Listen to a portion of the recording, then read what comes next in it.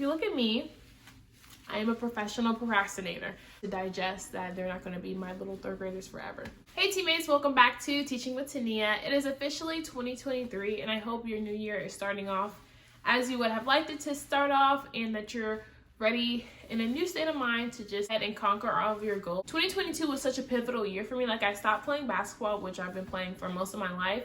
And then I also graduated college and did student teaching, got my first teaching job. Like, it's just been a lot on top of adulting, which is for the birds, but hey, I have only been making it by the grace of God. I turned 22 on December 29th, so that was super fun, just celebrating with my friends and family. I did vlog a little bit of that, so I'll go ahead and leave that in the cards above, here or here. Like I said before, 2022 was such a pivotal year for me, and I feel like if we don't reflect on our past life, like, we're doomed to make the same mistakes. Or if God is trying to teach us something, but our life is so chaotic and our schedules are so filled that we don't even have the time to sit and listen, I feel like it literally is a waste, because life is so precious and can be taken away like at any moment in time. For those of you who don't know, I did lose my mom when I was 14 years old.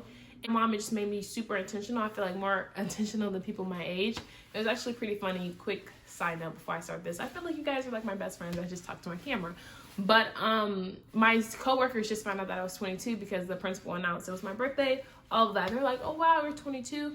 Age is like literally nothing but a number. It doesn't define your maturity level or anything like that, but because I had to grow up at such an early age, I feel like that is why I'm here. And for me to just survive that with a positive mental health state, like, I don't take that for granted at all. Needless to say, in 2022 it was such a big year for me, and I realized a lot of things in my 22 years of life, because I am now 22 years old. So I wanted to share 22 lessons that I learned in 2022 with you guys. So let's get started.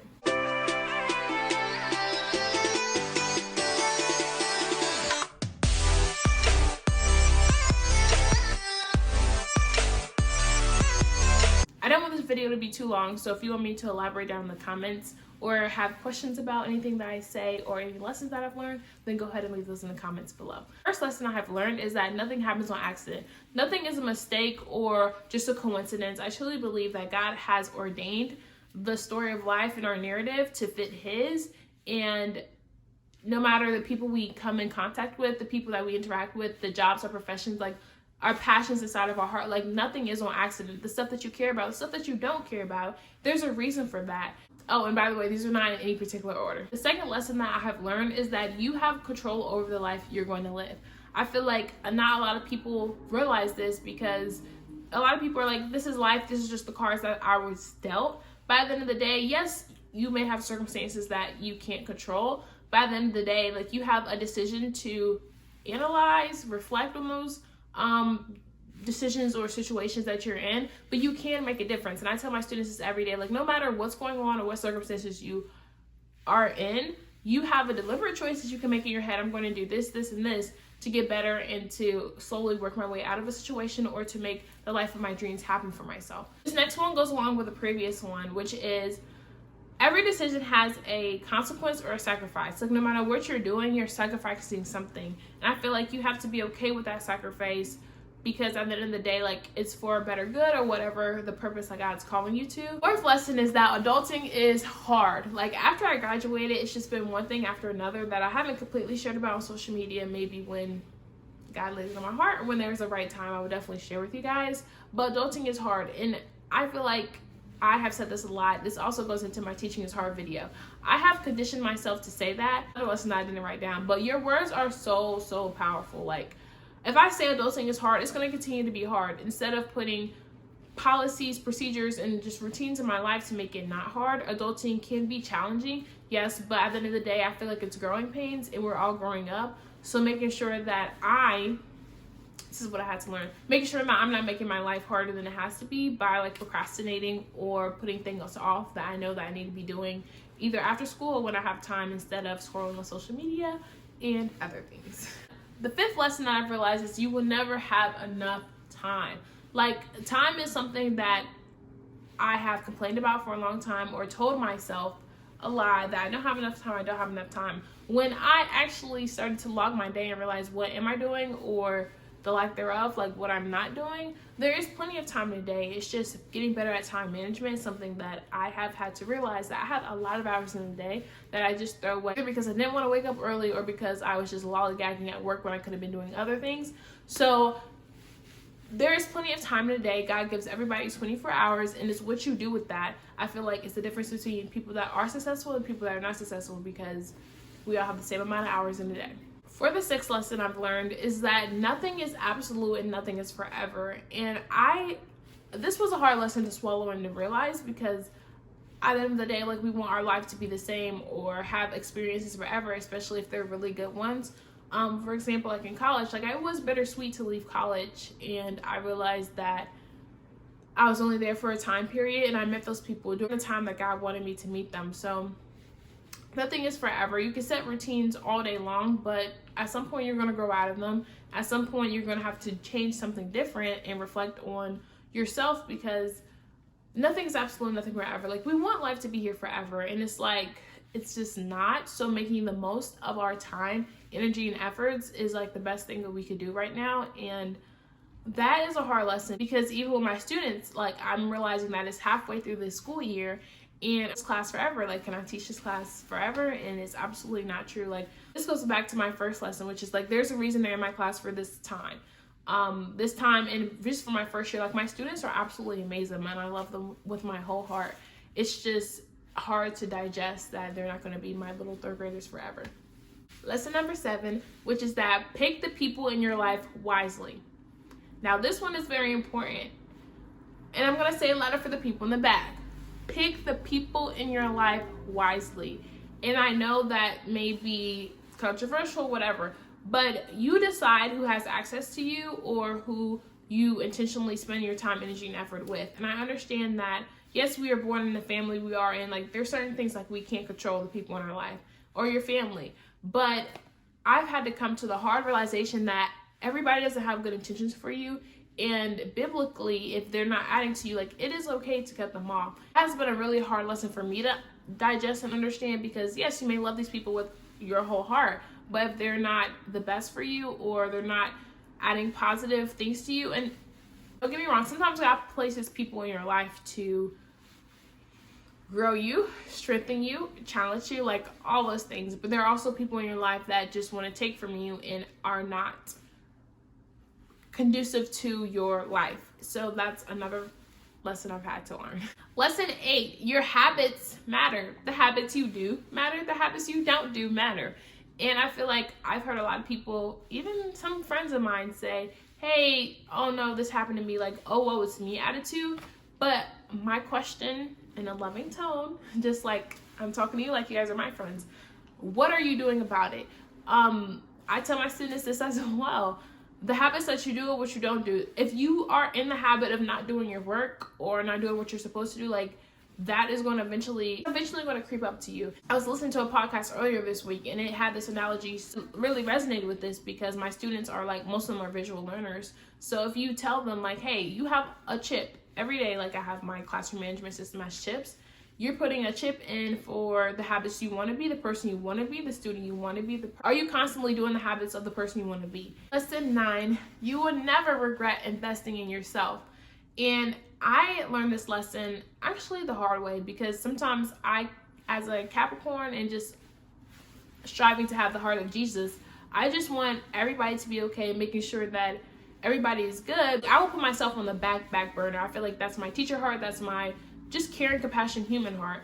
And I have put myself on the back burner a lot.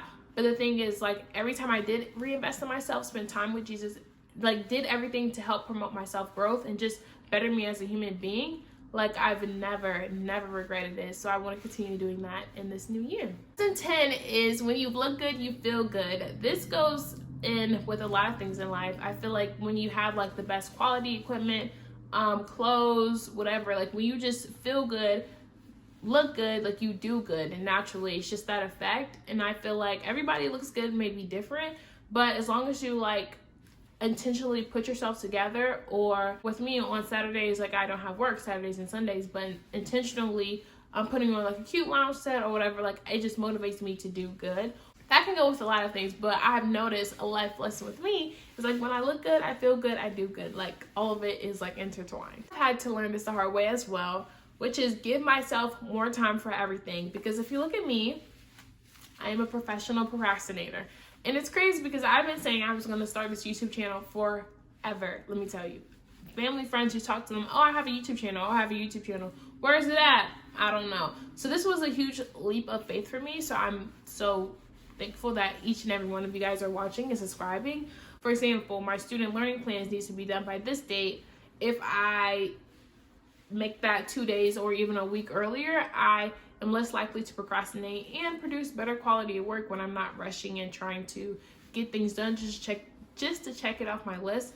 So giving myself more time to even go to an appointment, really using every aspect of life, but just give yourself more time. You will thank yourself later. Lesson 12 is nothing is guaranteed in life. And I feel like sometimes because things happen, like most of us have lived to the next day, it's like, oh, tomorrow I'll do this, tomorrow I'll do it. But actually, in reality, like, tomorrow is not promised. And sometimes when we like to plan our life, it's like, oh, this is going to happen at this time, this is going to happen at this time, especially me. Like, I'm a huge planner.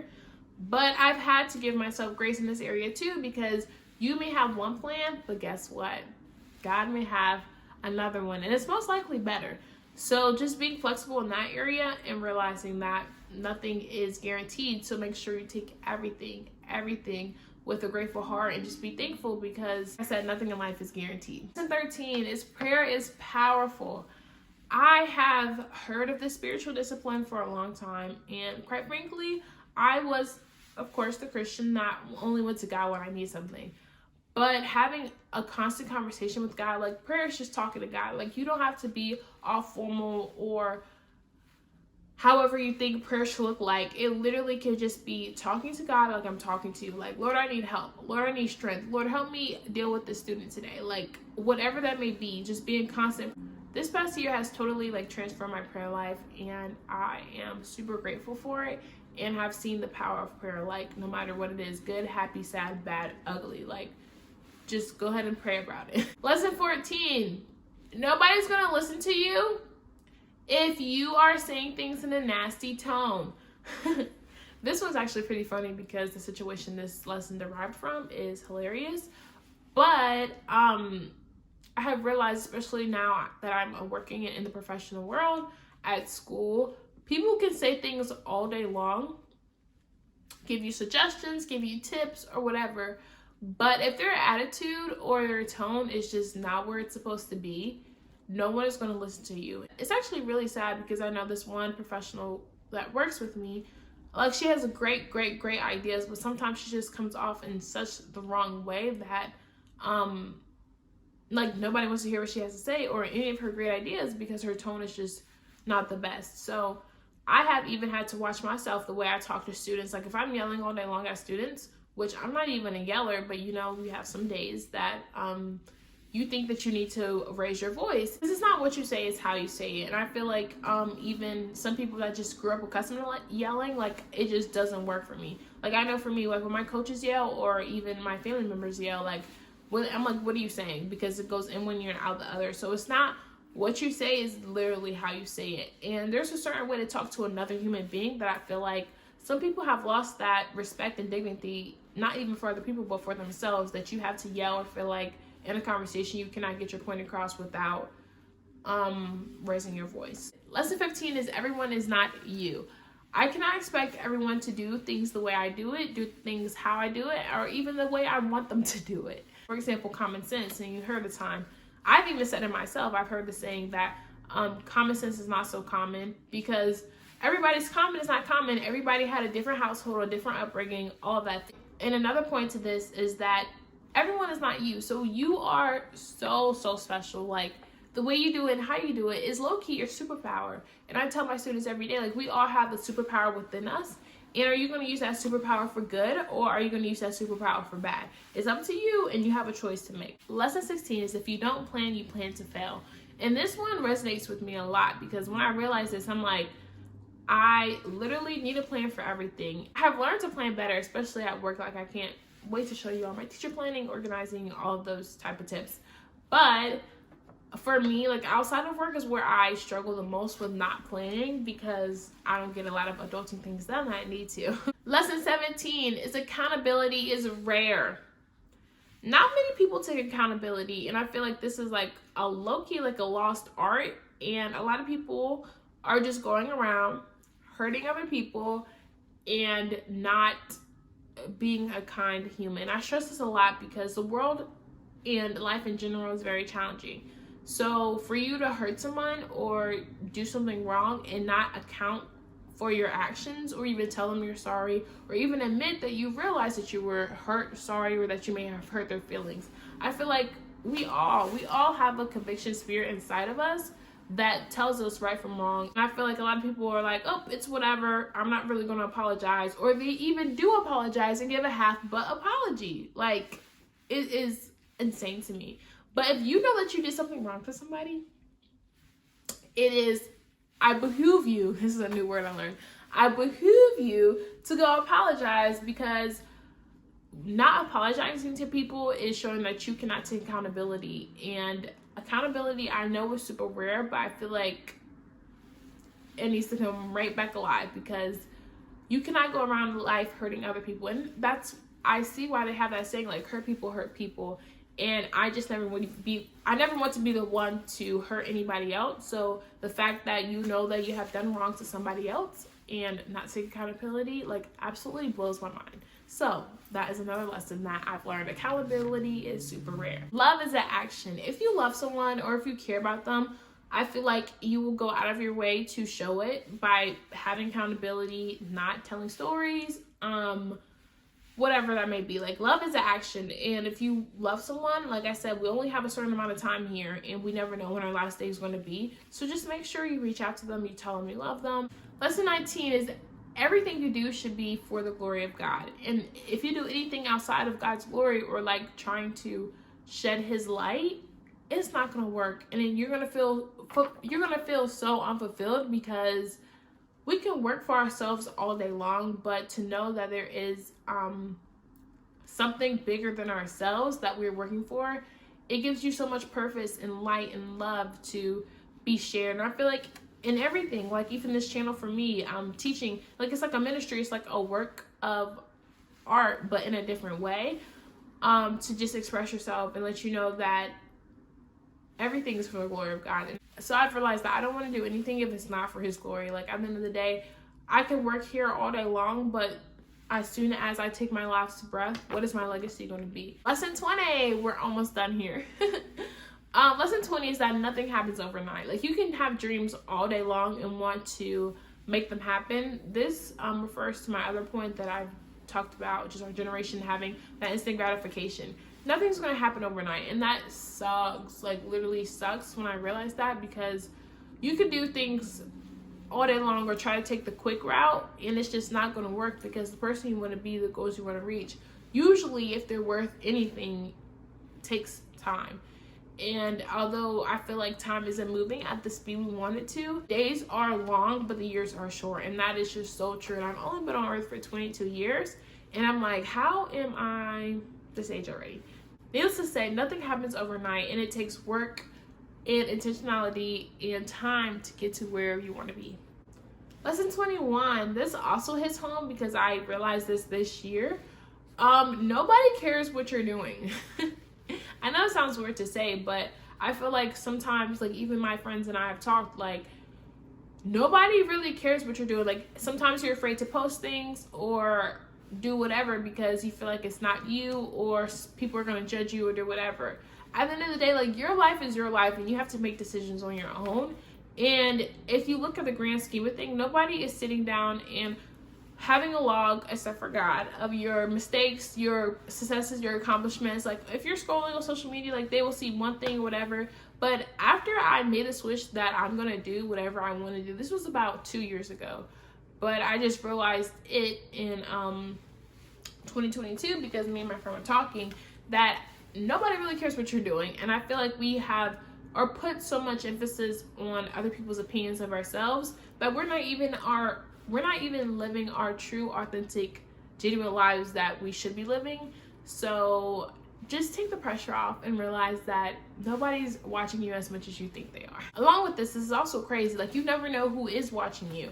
So it's like a two-edged sword. Like, not many people are paying attention to you, but then also make sure you are doing what you're supposed to do, because you never know who is watching. My work example is that, like, I feel like I was on an island by myself, and not many people were noticing, like, all the hard work that I felt like I was putting in for my students.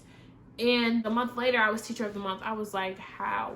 Like, literally, it's crazy that no one is really paying attention to you, but at the same time, like, you never know who's watching, if that makes sense. Hopefully you guys get that. Lesson 22 is something that I have came to the conclusion at this, like, literally the last week of 2022. Like, sometimes I wonder, like, why do I do the things that I do? Or, like, that's so weird. Like, why do I even care about this? And I've realized that my last lesson of 2022 is that I needed to realize, like, I am fearfully and wonderfully made. Like, nobody can tell me who I am. Nobody can tell me who I'm not, because I know that I'm a child of God. And it just comes with a whole different security, knowing that who you are and who you're made to be. Like, people could tell you that this, and this, or you can look at somebody else and point things out in them. Like, oh, your hair should be straight. Oh, your hair should be curly. Or I like you better this way. I like you better that way. At the end of the day, none of that matters, because guess what? You're a child of God, and he made you in the image naturally how you're supposed to be made. That lesson and realization, like, it really just catapulted me into 2023, and I'm super excited to what God has in store for this year. And I hope you get quiet time with the Lord as well, and just think about and reflect. Like, I'm a huge advocate for reflecting and making sure that you're good with yourself. And I know the world is crazy around us, so just to be quiet and still and pray and hear your own thoughts is like, when I tell you, you will never regret it, you will never regret it. In this quiet time, God has also revealed my word for 2023, which is, drumroll please, preparation. Like, so many scriptures that talk about preparation and just how God's preparing me for other things in my life. It's just, like, absolutely mind-blowing.